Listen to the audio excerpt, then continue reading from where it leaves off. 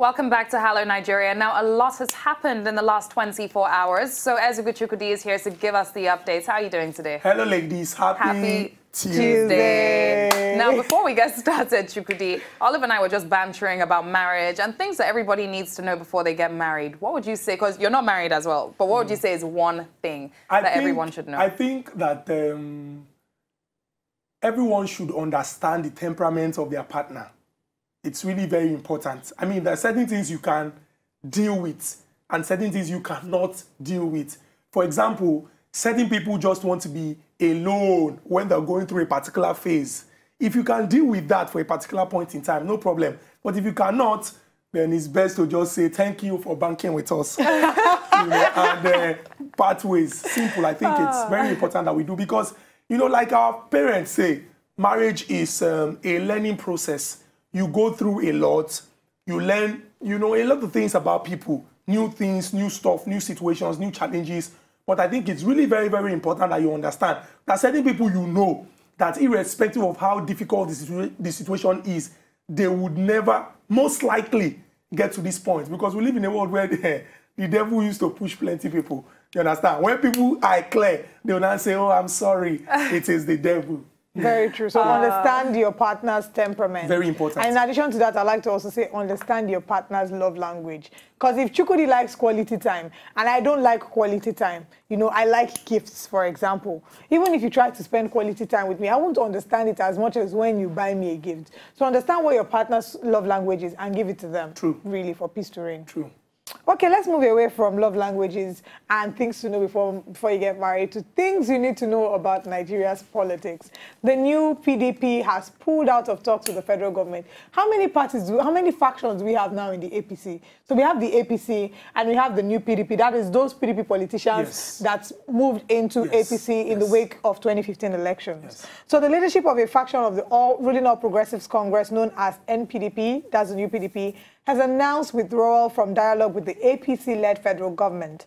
In a statement on Monday, the NPDP chairman, Abubakar Baraje, announced the decision after making public the plight of members of his faction.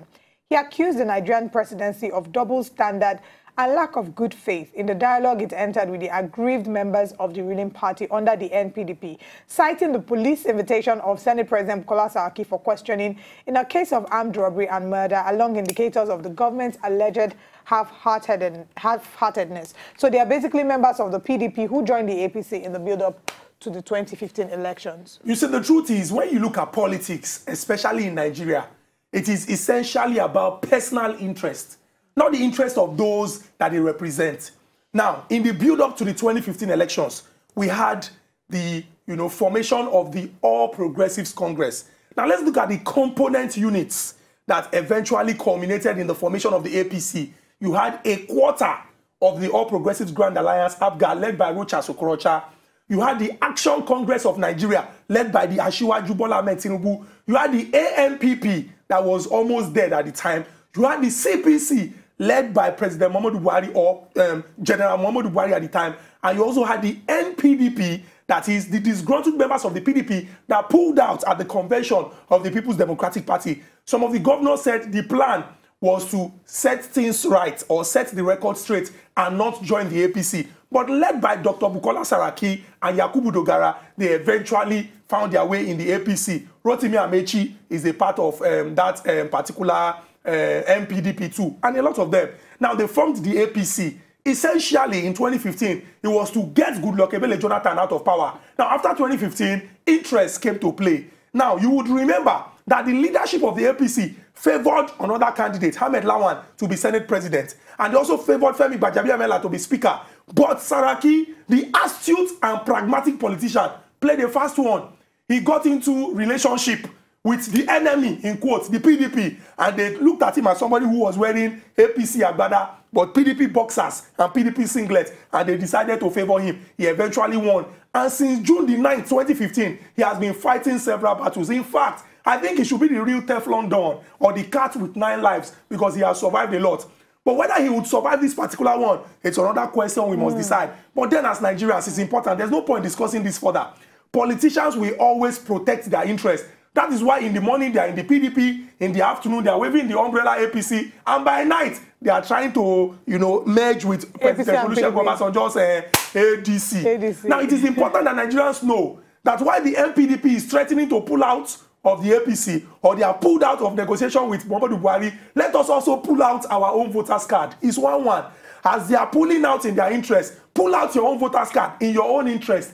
Because these people don't care whether you have power. These people don't care whether your children go to good schools. These people do not care whether our health systems are working. These people do not care whether our roads are in a state. They do not care whether you die based on insecurity, because they have personal security. In fact, an unscrupulous Lagos politician was said to have pulled out a mobile police officer from Lagos and took him to Ekiti. Yeah. Unfortunately, he was the one that, you know, accidentally discharged his weapon. So it's important that Nigerians know that as these people guard their interests jealously, we must guard our collective interest. What Nigerians want is a better life. As they are pulling out of talks, pull out your PVC and wait for them.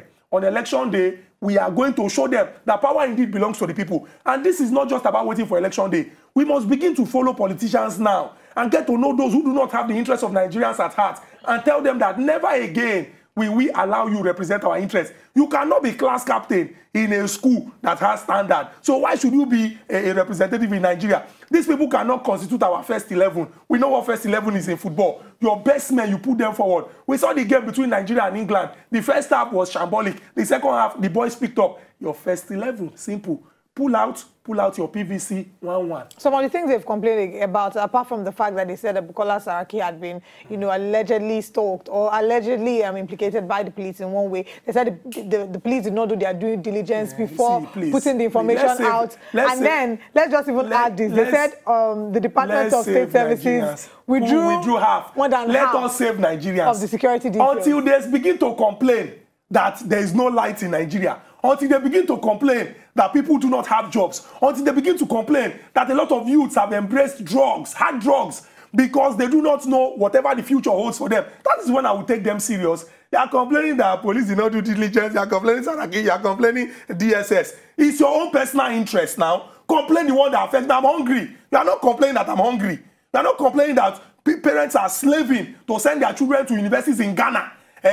In American University, Port Novo, different parts of the world. You are not complaining that our schools are still on strike. That Johesu will strike today, strike tomorrow. Yes. Johesu has even started striking more than Arsenal strikers. And you are telling me to take you serious. Pull out of the talks. It's not my business. I will pull out my own PVC. I'm waiting for them. Honestly, it's such a shame. And to be honest, the fact that we are still speaking about this, it seems so continuous. And our polity is honestly just so dilapidated at the moment.